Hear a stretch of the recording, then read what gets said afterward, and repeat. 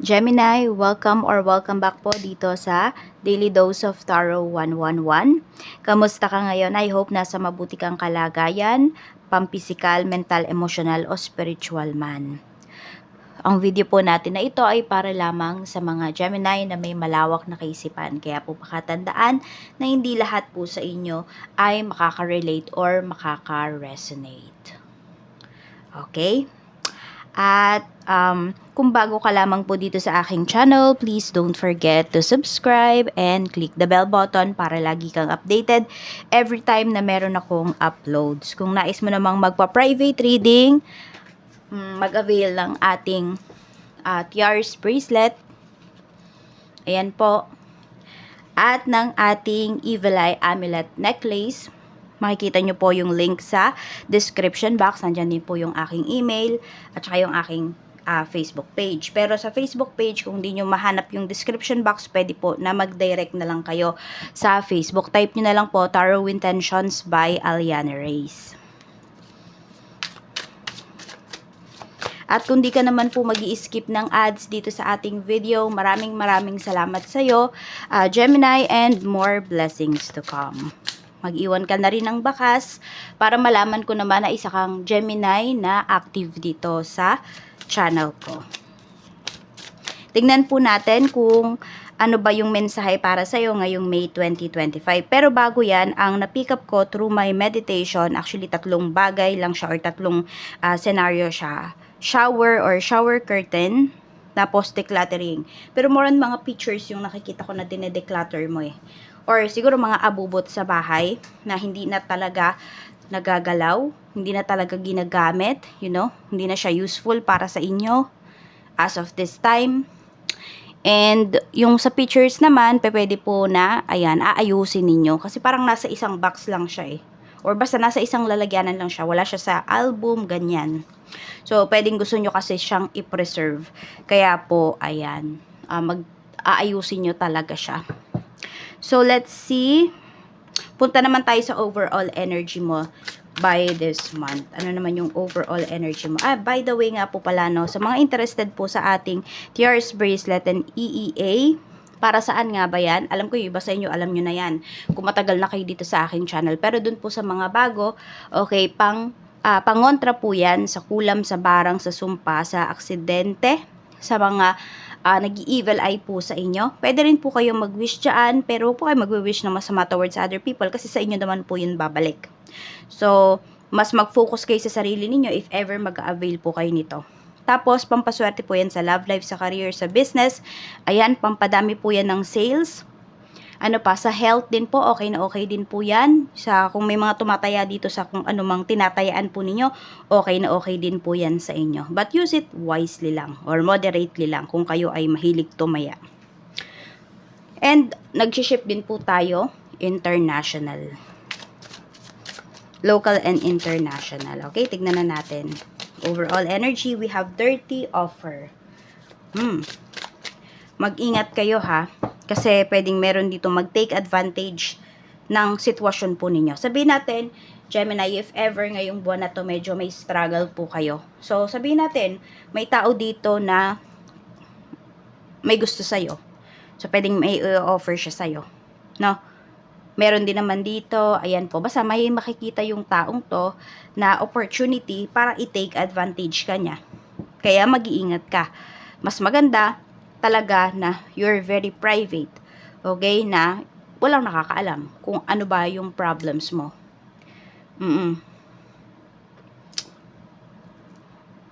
Kaya okay din talaga sometimes na maging maging private person po kayo na hindi lahat talaga is pinopost, hindi lahat sinishare. Tingnan natin. Or, meron naman pala ako nakapifeel dito, no? Meron dito, pwedeng kayo mismo, magpapanggap kayo na meron kayong problema. Tapos, hindi naman sa nagpapapansin kayo, pero titignan nyo lang din talaga kung sino ba yung mga tao na nagkikare sa inyo. Maaring napapagod na kayo kasi pwedeng kayo yung laging umiintindi. So, parang, sabihin natin, this month, medyo magpapabebe naman yung iba sa inyo. Maglalay low muna kayo towards your concern sa ibang tao. We have 4 of Wands. Okay, so meron dito, may i-offer po sa inyo. Pwedeng yung dirty offer na to is hindi to yung, hindi to yung, sabihin natin may, indecent proposal para sa inyo. Pwede po na yung iba kasi may pinapatayo kayong bahay dito or may bibilin kayong property. Pwedeng merong magpapautang sa inyo pero sobrang laki ng, ng tubo. So, wag kayong kakagat pag ganyan. So, ihinto nyo na lang muna kung ano ba yung mga pwede ninyong ihinto or kung itong project nyo na to, ihinto mo muna yan kaysa mabaon ka sa utang. So, pwedeng ganun po yung scenario para sa inyo. Ngayong ngayong month. So, merong magte-take advantage sa'yo rito. Check po natin. Pagdating naman sa love life, kamusta naman po ang love life ni Gemini? Meron tayo ditong the Emperor. Meron tayong 9 of Pentacles. And we have Ace of Cups. So, nakikita ko dito, marami po sa inyo is pampered na pampered kayo pagdating sa person ninyo. Ayan. Tapos, ayan may ino-offer sa inyo dito. So, pwedeng may mag-offer sa inyo dito ng marriage. Kasi pwedeng nakikita na ng person mo na kayo talaga yung gusto niyang makasama. Or pwedeng ito yung dirty offer or indecent proposal Or basta may offer sa inyo rito na sabihin natin mas gagamitin mo yung isip mo kaysa puso mo. Pwedeng ganun, Gemini. No? Depende na lang nga talaga yan sa sitwasyon ninyo at kung sino ba yung taong nagta-take advantage dito. Or pwede rin naman na baka kayo yung mag-take advantage doon sa sitwasyon. Depende kasi talaga yan sa mga nangyayari sa life ninyo. Depende yan sa pangangailangan ninyo. Tingnan natin ano ba yung nafe-feel dito ng person mo. If ever you are in a relationship, we have 10 of Pentacles. So, ang gusto lang talaga ng taong to is mabigay yung 100%, no? Na maginhawang buhay para sa'yo, para sa family po ninyo. So, sa work naman, tignan natin, kamusta ba yung energy pagdating po sa trabaho? Okay, pagdating sa work, meron tayong 3 of Pentacles. So, ingat kayo ha, kasi pwedeng yung dirty offer na sinasabi rito, yung indecent proposal na yan is manggagaling yan sa trabaho po ninyo. Baka napupusuan kayo dito, hindi napupusuan more on lust, no? Pwedeng boss po ninyo yan. Ay, yung iba nga sa inyo, pwedeng nafe-feel nyo yan na may kakaiba. Pwedeng malakit yung tingin sa inyo, may ganyang may tao, or may tao sa job ninyo na ganyan yung tingin sa inyo. We have 10 of Wands. Meron dito, it's either pinapaboran ka, okay, or pinapahirapan ka para tanggapin mo kung ano man yung in-offer niya. Tingnan natin kung worth it pa ba itong work na ito. The Lovers. Yes po, worth it pa naman yung trabaho po ninyo. Kailangan mo lang talagang mag-draw ng healthy boundaries. Okay?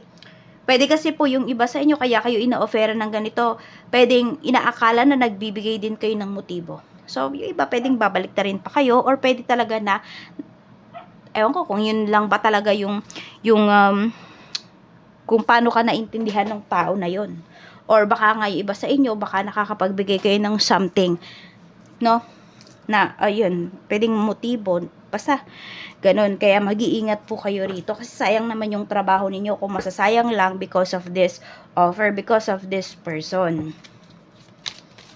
Kasi malayo pa yung mararating mo dito pagdating sa current work mo. Kaya wag kang magpapatukso if ever man may mga tukso dyan sa paligid. Lalo na po kung kayo ay pamilyadong tao na. Know your limits. Masisira po ang pamilya ninyo kapag meron kayong pinatulan dito. Either pinatulan yan because of lust or pinatulan because away ba or may naiinggit po sa inyo. Tingnan natin. Pagdating naman sa negosyo, we have the World, 6 of Swords. Okay, ito naman maganda naman yung pinapakita rito May pag-usad po pagdating sa inyong negosyo. Pero meron din dito, may mga iiwan po talaga kayo. Pwedeng yung dati ninyong pwesto. Ayan. We have Knight of Swords. So, pwedeng may mas malaking opportunity kasi para sa inyo sa ibang lugar. So, pwedeng mas igagrab nyo po yung opportunity na yon para sa inyong negosyo. Maganda naman yung pinapakita dito. Parang no hard feelings naman if ever may iiwan kayo na pwesto. Or pwede nga yung iba sa inyo, pwedeng ano to yung mismong negosyo po ninyo. Pwedeng iiwan nyo na yon kasi na-outgrow nyo na yung negosyo na yon. Pwedeng hindi na feeling mo, hindi na talaga yun para sa'yo. And magsisimula ka ulit ng bago rito. Meron ba dito nasa ibang bansa kayo ngayon? Or nasa ibang lugar kayo? Tapos, you are trying talaga na ipakilala naman yung iyong negosyo or yung iyong mga products dyan sa mga nasasakupan mo ngayon, sa mga malapit sa'yo. And this will be a good start para sa'yo. Ayan, maganda yung pinapakita dito. Very promising yung energy mo pagdating sa negosyo. Kaya person nyo po talaga yan, huwag nyong bibitawan. The idea, you know, if you are on the momentum na, you go for it talaga. Sa kaperahan naman po, kamusta? We have 3 of Swords. Merong nagigilty rito. The Fool. Nagigilty kasi pwedeng ginamit or gagamitin ng taong to yung pera mo. We have the Chariot. Meron dito ha. Merong tao dito na ginagamit yung pera ninyo para maghanap ng iba. Kaya kung kayo po ay in a relationship pa lang with your person, tapos, ano ang ginagawa nyo? Sa kanya nyo binibigay yung kinikita nyo, yung pera nyo, pinagkakatiwala po ninyo.